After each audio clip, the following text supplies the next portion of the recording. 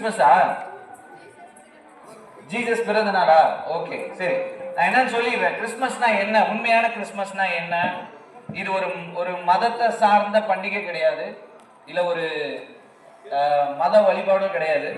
இது என்னன்னா, இன்னைக்கு நம்ம பூமியில நன்மை தீமை நிறைய இருக்கு இல்லையா? இருக்கா இல்லையா?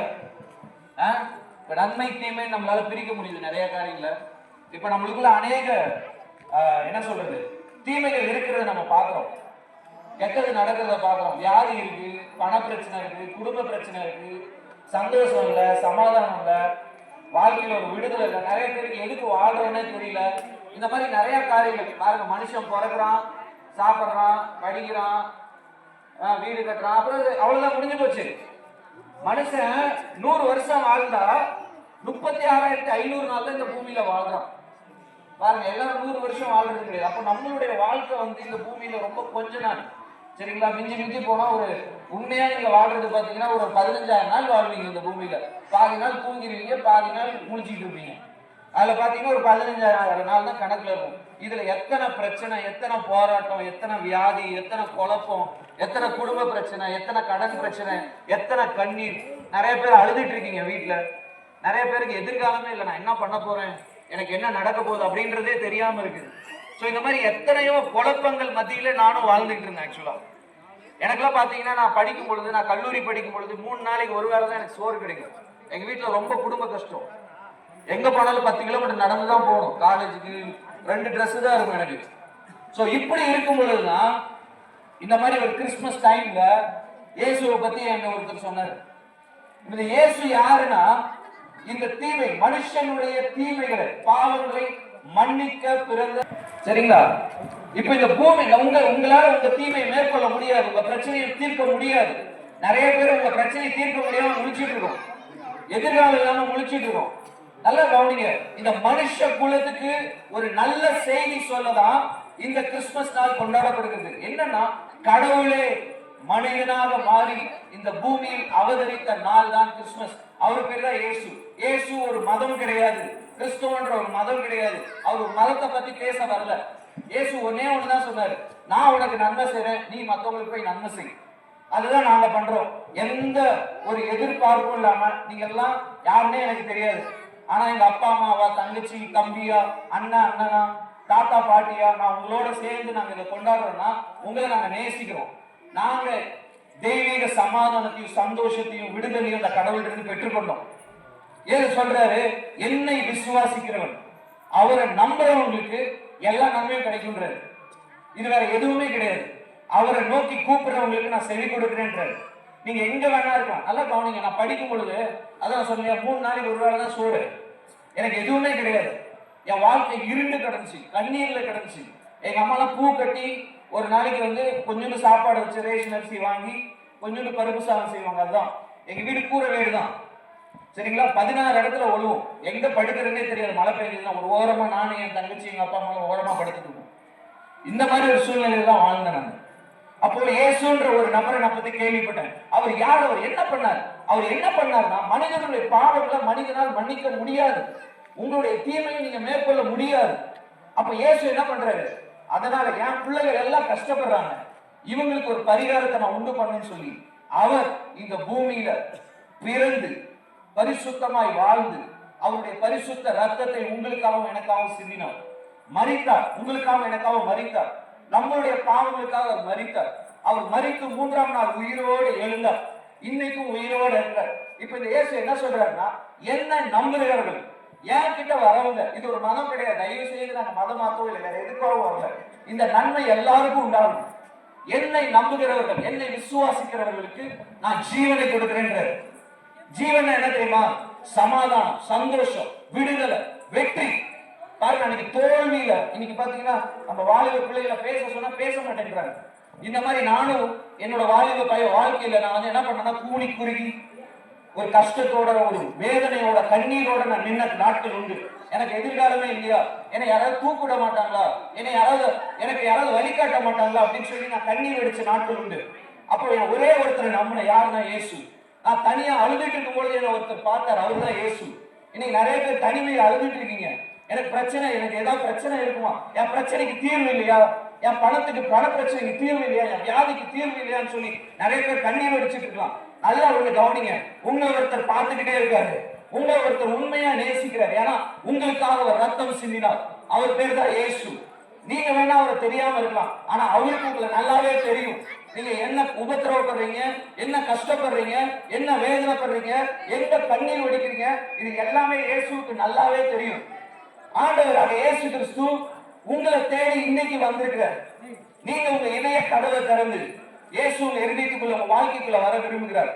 அவரை நம்புகிறவர்களுக்கு இலவசமாக பாவ மன்னிப்பையும் நித்திய ஜீவனையும் அருள இயேசு கிறிஸ்து உங்ககிட்ட வந்திருக்கிறார். இன்னைக்கு இது ஒரு மதம் கிடையாது. நீங்க வீட்டுல இருக்கும்போது இயேசுவே நீங்க கூப்பிடலாம், நீங்க காட்டுல இருக்கும்போது இயேசுவேன்னு கூப்பிடலாம், நீங்க பள்ளிக்கூடத்துல இருக்கும்போது இயேசுவேன்னு கூப்பிடலாம். நீங்க எங்க இருந்து இயேசுவை கூப்பிட்டாலும் அவர் உங்களுக்கு பதிலளிக்க உண்மையுள்ளவராக இருக்கார். இன்னைக்கு இயேசு உயிரோட இருக்கிறாருன்றத என் வாழ்க்கையில அனுபவபூர்வமான அனுபவிச்சிருக்கேன். ஒவ்வொரு பகுதிகளிலும் என் படிப்புல இயேசு கூட இருந்தார். ஃபீஸ் கட்ட காசு கிடையாது, இயேசு எனக்கு ஃபீஸ் கட்டுற காசு கொடுத்தாரு. கடைசி நேரம் 3 மணிக்கு ஃபீஸ் கட்டணும், யாருமே கிடையாது, நான் ஓரமாட்டு அழுதுட்டு இருக்கேன். திடீர்னு ஒரு ஆள் வந்தார், வந்து நீ ஃபீஸ் கட்டிட்டியா? நான் இல்ல அப்படின்னு எனக்காக போய் ஃபீஸ் கட்டினார். இந்த மாதிரி அற்புதங்கள் இயேசுவால தான் செய்ய முடியும். எங்க வீட்டு பக்கத்துல ஒரு அம்மா, ஒரு முஸ்லீம் அம்மா, இது நான் மதத்தை பத்தி சொல்லல, இயேசு எல்லாரையும் நேசிக்கிறார். இந்து, கிறிஸ்துவர்கள், முஸ்லீம் எல்லா மதத்தினரையும் இயேசு நேசிக்கிறார். அவர் மதத்தை சார்ந்தவர் அல்ல. இந்த இயேசு என்ன பண்றாரு, எங்க வீட்டு பக்கத்துல ஒரு அம்மா, முஸ்லீம் அம்மா, 6 மாசம் படுக்க கழிச்சு நான் போகும்பொழுது அந்த அம்மாவோட பேத்தி நீ வந்து பாக்குறா. அம்மா, அண்ணா அண்ணா, என் பாட்டி இந்த மாதிரி 6 மாசமா படுக்கையா கிடக்கு, அவங்களுக்கு வந்து எதிர்காலமே இல்ல, கண்ணீர் வடிச்சு உங்களை வந்து கூப்பிட சொல்லுச்சு அப்படின்னு சொல்லி நான் இயேசுவை நம்பி இருக்கேன். அவ அந்த பொண்ணுக்கு, இந்த சின்ன பிள்ளை வந்து என்னை கூப்பிட்ட உடனே அவங்க வீட்டுக்குள்ள போறேன். இருண்ட வீடு, இருட்டா இருக்கு, உள்ள ஒரே நாத்தம். ஏன்னா அந்த பாட்டி 1க்கு 2க்கு எல்லாம் அங்கேயேதான் போகும். அவன் பெத்த பிள்ளைங்க அவங்களால ஒழுங்கா பாத்துக்க முடியல, கண்ணீர் வெடிக்கிறாங்க. என் நிலைமைய பாத்தியா தம்பி, நான் நல்லா இருந்தேன், என் கை கால் வரல இப்படி இருக்கு அப்படின்னு சொல்லி நான் ஒன்னேதான் சொன்னேன், நீங்க இயேசுவை நம்புறீங்களா அப்படின்னு கேட்டேன். நான் நம்புறேன் அப்படின்னு அவங்க கையை பிடிச்சேன். இயேசுவின் நாமத்துல எழுந்து நட, சுகமாயிடுச்சு அப்படின்னு சொன்னேன். உடனே எந்திரிச்சு நடந்துட்டாங்க. உண்மை, எனக்கு உண்மையா நடந்தது. யாரும் எதுவும் பண்ணல, இயேசு, நான் அந்த அற்புதம் பண்ணல, ஆனா இயேசுவால அந்த அற்புதத்தை பண்ண முடிஞ்சது. அவங்க உயிரோட எழும்பி நடந்து, எந்த டாக்டர் இந்த கை கால் வராது இவங்ககிட்டே செத்துருவாங்கன்னு சொன்னாங்களோ அவங்க முன்னாடி அவங்க நடந்து போனாங்க.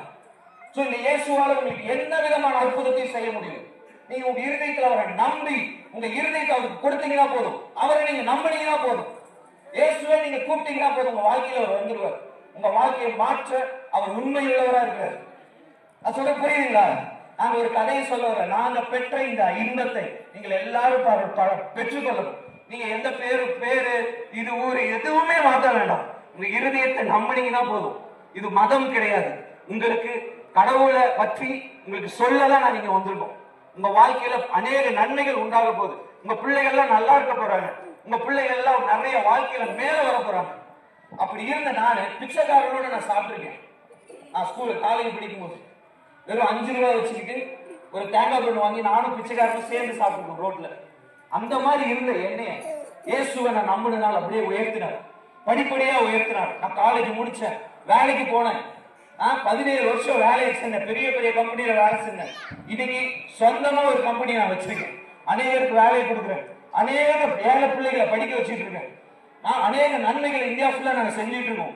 இது யாரால முடிஞ்சது? இயேசு என்ன தெரியுமா சொன்னாரு, நீ நன்மையை பெற்றுக் கொண்டால் எல்லாருக்கும் நன்மை செய், கைமாறு கருதாம கடன் கொடு, எல்லாருக்கும் நன்மை செய், எல்லாருக்கும் பத்தி சொல்லு, எல்லாரையும் சுகமாக்கு, இலவசமா நீ பெற்றல இலவசமா கொடுன்னு சொன்னார். நீ சுயநலமா இருக்காதுன்னு சொன்ன.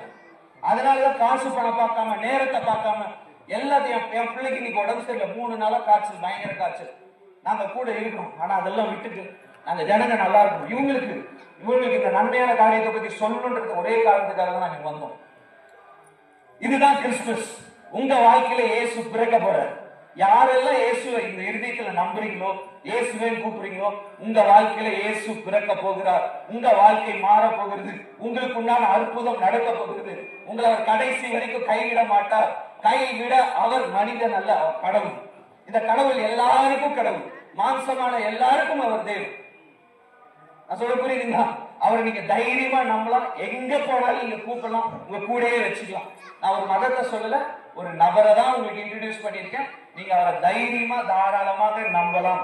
இதைதான் நாங்க சொல்றோம். இந்த நம்பிக்கை எங்களுக்குள்ள எப்படி தைரியமாக நாங்க இந்த நம்பிக்கையை வச்சு அநேக ஊர்களுக்கு போய் நன்மை செய்வோம், அதே மாதிரி உங்களாலையும் செய்ய முடியும். எனக்கே நான் ஒரு ஆசீர்வாதமா இல்லாத சாபமா இருந்த என்னைய கடவுள் என்ன பண்ணார், ஒரு ஆசீர்வாதமா மாற்றினார். அதேதான் உங்க பிள்ளைகள் எல்லாம் ஆசீர்வாதமா இருக்கும், நல்லா இருக்கும். நாங்க இந்த நலத்திட்டம் மற்றும் சிறுவர் வளர்ச்சி திட்டம் தான் நாங்க ஆரம்பிச்சிருக்கோம். நிறைய கிராமங்கள் ஆரம்பிச்சிருக்கோம். சேலத்துல எல்லாம் கிட்டத்தட்ட 700 குழந்தைகளுக்கு மேல இந்த திட்டத்துல பயன்பெற்று இருக்காங்க. நல்லா படிச்சு நல்லா மேல வந்திருக்காங்க. நிறைய பேர் ஐஏஎஸ் படிச்சுட்டு இருக்காங்க, கலெக்டருக்கு படிச்சுட்டு இருக்காங்க. அந்த மாதிரி உங்க பிள்ளைகள் வருவாங்க மேல. சரிங்களா? நீங்க என்ன கஷ்டத்துல இருந்தாலும் சரி, என்ன கண்ணீர்ல இருந்தாலும் சரி, வேதனையில இருந்தாலும் சரி, கவலைப்படாதீங்க, பயப்படாதீங்க. உங்களுக்கு ஒரு நம்பிக்கை இருக்கு. தைரியமா ஒவ்வொரு நாளையும் எதிர்கொள்ளுங்க. உங்களுக்கு பெரிய எதிர்காலம். இந்த நற்செய்தியை சொல்றதுதான் கிறிஸ்துமஸ். இங்க இயேசு உங்க இருதயத்துல பிறக்க விரும்புகிறார். ஓகேவா? சரி, நான் இப்ப வந்து கேக் கட் பண்ணி இதை வந்து நீங்க வந்து இயேசுவை என் உள்ளத்துக்குள்ள வாங்க, என் பாவத்தை மன்னிங்க, இயேசுவை இருதயத்தை உங்களுக்கு தரேன், என் லைஃப்ல வாங்கன்னு சொன்னீங்கன்னாவே அவர் வந்துருவார். உங்க பாவங்கள் மன்னிக்கப்படும், உங்க சாபங்கள் நீக்கப்படும். வருஷம் அதாவது சில குடும்பத்தெல்லாம் பாத்தீங்கன்னா தாத்தாக்கு இருந்த நோய் அப்பாவுக்கு இருக்கும், அப்பாவுக்கு இருந்த நோய் பிள்ளைக்கு இருக்கும். இந்த மாதிரி நிறைய பிரச்சனைகள். இது எல்லாத்துக்கும் ஒரு முடிவு இருக்கு. இது எல்லாத்துக்கும் ஒரு முடிவு இருக்கு. உங்கள் துக்கம் சந்தோஷமா மாறும். உங்களுக்கு நம்பிக்கை இருக்கு, ஒரு திட நம்பிக்கை இருக்கு. தைரியமா இருங்க. நான் உங்களோட இருக்கோம். உங்க பிள்ளைகள் நல்லா படிப்பாங்க. உங்க பிள்ளைகள் படிப்புக்கும் உங்க பிள்ளைகள் வளர்ச்சிக்கும் நாங்க துணையா இருப்போம். நாங்க ஒரு பெரிய டீம் இருக்கோம். கண்டிப்பா உங்களுடைய வளர்ச்சிக்கு, உங்களுடைய நன்மைக்கு நாங்க உறுதுணையாக இருப்போம் என்பதை நாங்க பெரியவர்கள் முன்னாடி நாங்க சொல்லிக்கொள்றோம். Thank you for listening to me. எனக்கு செவி கொடுத்த எல்லாருக்கும் நன்றி. எல்லாரும் நல்லா இருப்பீங்க. இப்ப எல்லாரும் கேக் சாப்பிட்டு பிரைசஸ் எல்லாம் டிஸ்ட்ரிபியூட் பண்ண போறோம். வாங்கிட்டு சந்தோஷமா நீங்க வீட்டுக்கு போங்க. நெக்ஸ்ட் இயர் இதை விட சூப்பரா நம்ம ஒரு ப்ரோக்ராம் பண்ண போறோம். மார்ச் சீக்கிரம் நெக்ஸ்ட் இயர் கண்டிப்பா சூப்பரா ப்ரோக்ராம் பண்ண போறோம். ஆமா, நம்ம நிறைய நம்ம பசங்களுடைய நம்பர்ஸ்ல நான் வாங்கியிருக்கேன். அவங்களோட நான் தொடர்புல இருப்பேன். ஆமா, அவங்க கண்டிப்பா நம்ம நிறைய நன்மையான காரியங்களை பண்ண போறோம். சரியா? சரி, தேங்க்யூ சோ மச். தேங்க்யூ. சந்தோஷமா இருந்தீங்களா? இன்னைக்கு சிரிச்சிருந்தீங்களா? ஆமா, எவ்வளவு துக்கம் வாழ்க்கையில, எவ்வளவு துக்கம் இருக்குல்ல நம்மளுக்கு. ஆனா இன்னைக்கு கொஞ்ச நாள் நல்லா எல்லாரும் ஒரு சிரிப்பு இருந்துச்சு. ரொம்ப சந்தோஷமா இருந்துச்சு பாக்குறதுக்கு.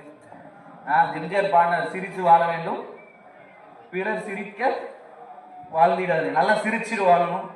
பைபிள் ஒரு வசனம் என்ன இருக்கிறான், மன மகிழ்ச்சி நல்ல ஔஷதம் இருக்கு. சந்தோஷமா இருந்தீங்கன்னா உங்க உடல்லாம் நல்லா இருக்குமா? எல்லாம் பல்லக்காமீங்க.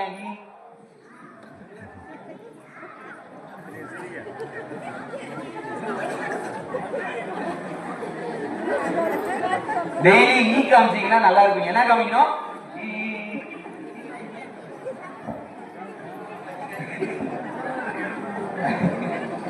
சிரிச்சுக்கிட்டே இருந்தீங்கன்னா உங்க மனசு சந்தோஷமா இருக்கும், உங்க உடலும் ஆரோக்கியமா இருக்கும், நீங்க ரொம்ப நல்லா இருப்பீங்க. சரியா?